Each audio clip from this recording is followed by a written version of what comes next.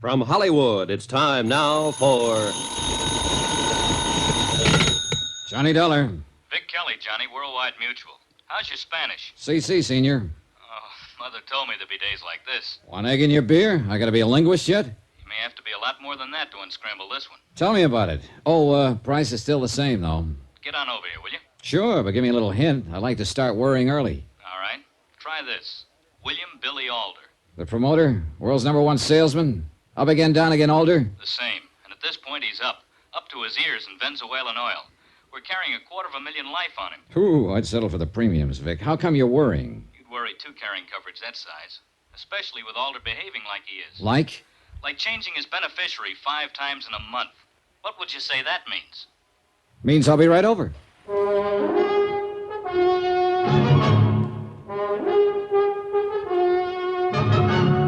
Tonight and every weekday night, Bob Bailey in the transcribed adventures of the man with the action-packed expense account, America's fabulous freelance insurance investigator. Yours truly, Johnny Dollar.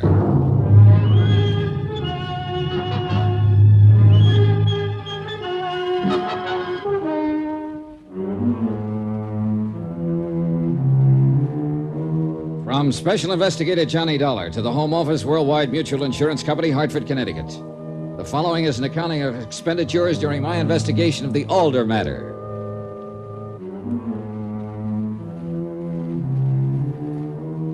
Expense account item 1, $1.35. The price of being taxied to Vic Kelly's office at Worldwide Mutual. For a normally easygoing fella, Mr. K had a bad case of how did I ever get into this? $250,000. That's a big policy. Big. You look like the claim's already been filed. Smile a little, Dad. Yeah, sure. At least fill me in.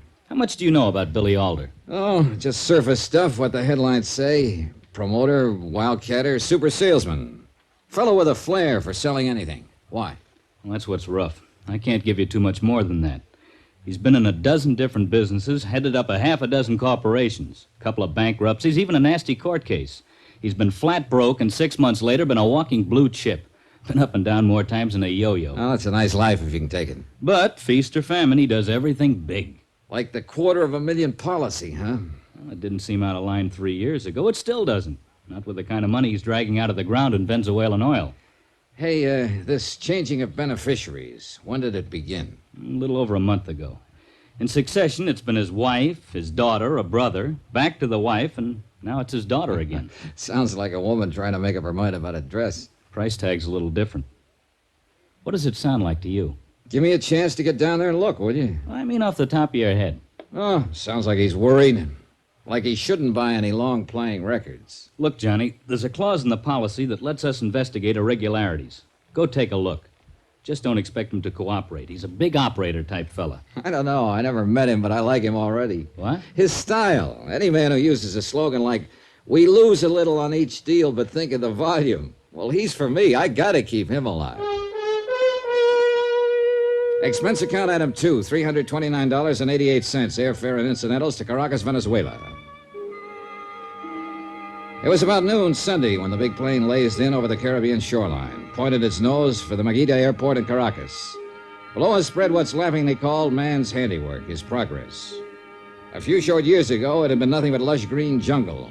Then came men shouting the magic word oil, and the jungle was now disappearing as fast as they could throw up the derricks and sink the drills. Progress. A taxi to the Hotel Paraíso and a good lunch adds up to item 3, $4 even. I was ready for business.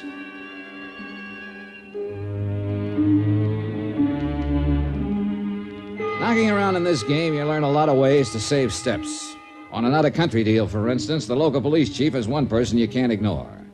He can save you more than steps, blood sometimes. He turned out to be 35-ish, bright, relaxed. They might have changed the jungle, but nothing was going to alter Jefe Velasquez style.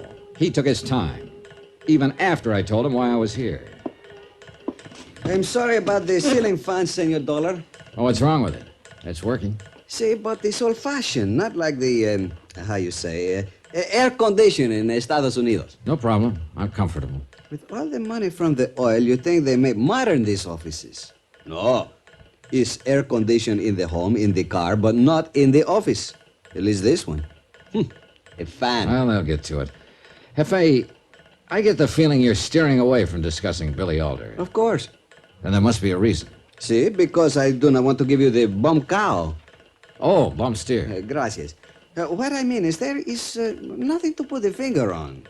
To look at them is a nice family with lots of money living in a big, expensive house. But you spend a couple hours there. You know, it's not that way. It's nothing you can see, but... All underneath. You ever see an oil well fire, Juanito? All the burning and burning under the ground. Then, when it's enough force, whoosh, everything explodes to the sky. It's exactly what you expect will happen to these people. Someday. And still, it's hard to figure exactly why. But that is all. Yeah. Well, thanks. I appreciate what you've given me. Now, what's the best way to get to the house? You go there, huh? That's where the job is. It's easy enough to get to. I tell you how. You mind if I ask a question, amigo? Shoot. In your own office, you got a fan or air condition? When I left him, he was even weighing the idea of spending his own money for an air condition. I went right on spending company money. For instance, item 4, $39.55 deposit and first day's rental on a U-Drive automobile. A 20-minute drive over the autopista, that's a 6-lane mountaintop freeway, less traffic jams, brought me to La Guiara, a clean, scrub-looking suburb on the edge of the Caribbean.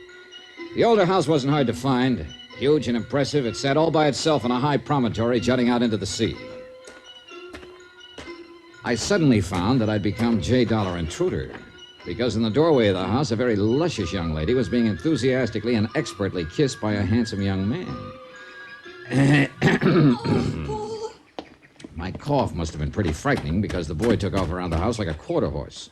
Not so the girl. She glared angrily as she came toward me. I hope you're satisfied. Well, embarrassed is a better word. I'm sorry about my timing. I'll bet you are.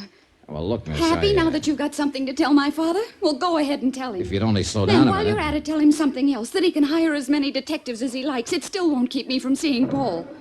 Well, looks like you'll need track shoes to see him now. Very funny. Assuming that was Paul. Look, I don't... Assuming. Oh, now look, lady, you never gave me a chance to explain. Not too hard to figure who you think I am, but I'm not. My name is Johnny Dollar, and you're right about only one thing. I do want to see your father, but not for the reason you think. Okay? But I'm sorry, Mr. Dollar. Good. Are we friends now? I'm Peggy Alder. Yeah, I figured as much. Would you like to come in and wait, Mr. Dollar? Wait? My father isn't home at the moment. He shouldn't be over an hour, though. Fine. You won't say anything about what you saw? About Paul, I mean? Lady, the world is full of trouble. Why should I add to it?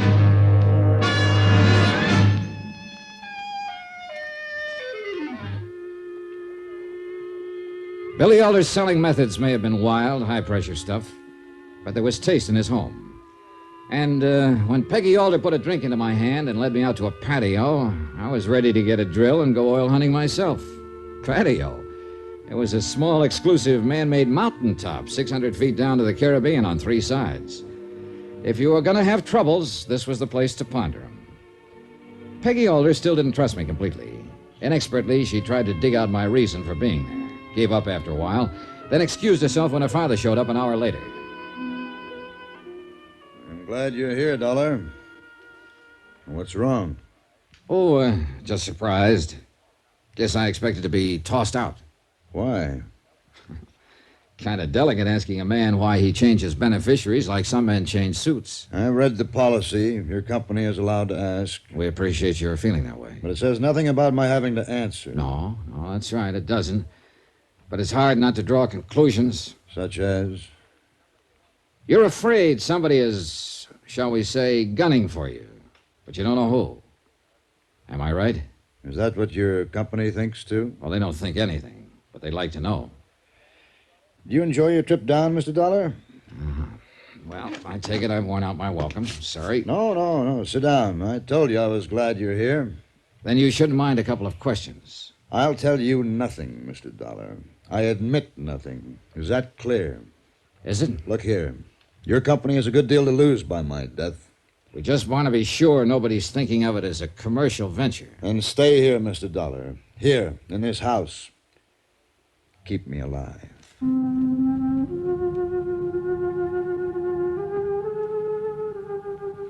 Behind the calm, controlled demeanor, Billy Alder was loaded with fear. The worst kind of fear. The grinding, implacable kind of terror that for some reason has to be hidden. 2 hours later, my bags had been sent for, and I was comfortably settled in a guest room only slightly larger than Pennsylvania Station. By dinner time that night, the only other people I'd seen in the house were the servants. Alder, his daughter, and I sat down to eat alone. I must apologize for Mrs. Alder's absence, Mr. Dollar. She went to the bullfights today. She's staying in town for dinner with the others. The others? We have several guests staying with us. Charming people, Mr. Dollar. Wait till you meet them. I think we can do without that kind of talk, Peggy. You defending them, Father? Guests. Don't you mean leeches, parasites? That'll do. At least they'd have the manners not to start a thing like this in front of Mr. Dollar. You may be excused any time you like. Gladly. Incidentally, thank you for disobeying my orders to keep Paul Kincaid away from this house. You told him after you promised. Mr. Dollar told me nothing. You seem to forget that servants have eyes and ears.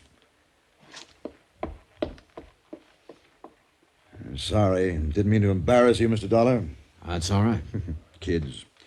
Can't do anything with them these days. Headstrong, no sense of values. Not Paul Kincaid, an oil field foreman. Can you see him fitting in as Peggy's husband? Into Billy Alder Enterprises? Quite a step up, if he can make it. Believe me, he never will. After dinner, Alder and I headed for that fabulous patio. I hoped he would open up, but he kept the talk general. Charming, witty, but simply conversation. Truthfully, I wasn't too unhappy, because the setting was one of those once-in-a-lifetime things.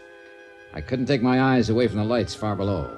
The glittering shoreline stretching from Caranero all the way to Puerto Cabello. That's when it happened. The bullet smashed into the wooden canopy support just inches from Alder's head. So close that the splinters flew, buried themselves in his cheek.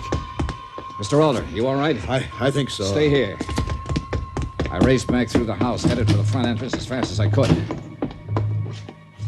Outside, I tried to stare through the darkness into the only direction from which that shot could have come, the rolling jungle slope of the promontory. Sure, it looked deserted, but I knew it wasn't. Someone had to be out there, with 5 more bullets in his gun and murder in his heart.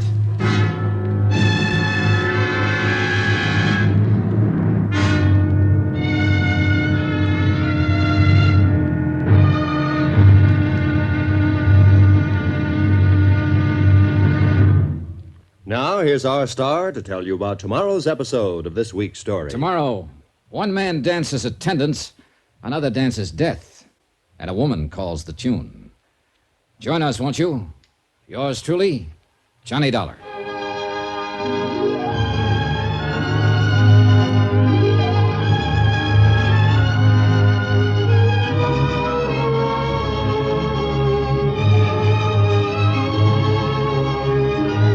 Yours truly, Johnny Dollar, starring Bob Bailey, is transcribed in Hollywood. Written by Tony Barrett. It is produced and directed by Jack Johnstone. Be sure to join us tomorrow night, same time and station, for the next exciting episode of Yours truly, Johnny Dollar. Roy Rowan speaking.